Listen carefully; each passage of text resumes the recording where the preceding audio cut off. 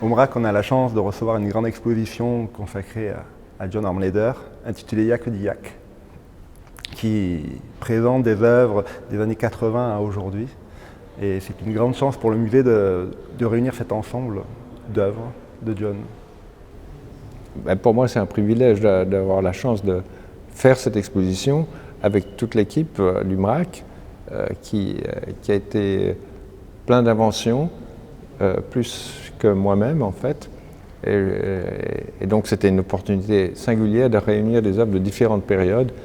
En les réunissant, elles changent de signification. Et en les montrant dans ces espaces très différents, on a eu une possibilité de décliner les lectures de ces œuvres. C'est quelque chose qui m'intéresse toujours quand j'ai la chance de pouvoir montrer des travaux, qu'elles changent de signification à cause du contexte, à cause des personnes qui prennent l'exposition en charge et à cause du fait que les visiteurs vont être pas les mêmes que ceux dans une exposition précédente. Mais on va retrouver des pièces récentes, des nouvelles productions dans l'exposition, notamment deux très grandes peintures, mais également une fourniture sculpture. Et tu as décliné les fournitures sculpture depuis les années 80 ? Oui, absolument. Enfin, fin 70 exactement, c'est la date de la première pièce appelée Furniture Sculpture, qui est une citation au niveau du titre d'après Erik Satie, qui a fait la musique d'ameublement dans des contextes dadaïstes.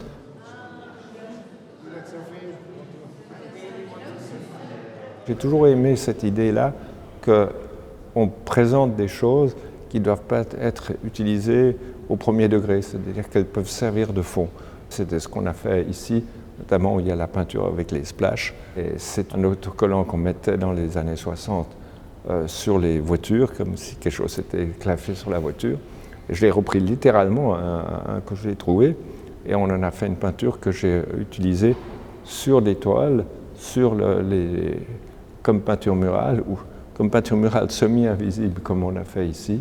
Et ça, c'est quelque chose qu'on va avoir de manière récurrente, c'est-à-dire qu'il y a un objet qui appartient à un autre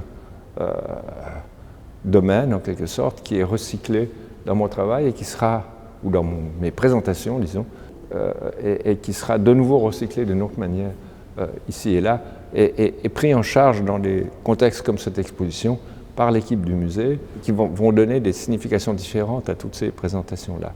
De nouveau, je dirais que les vraies personnes qui vont activer ces pièces-là, c'est les utilisateurs, c'est ceux qui vont se balader dans le musée.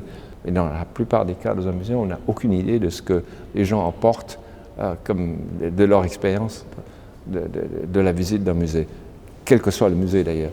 Et ça, c'est aussi une chose qui m'a toujours intéressé.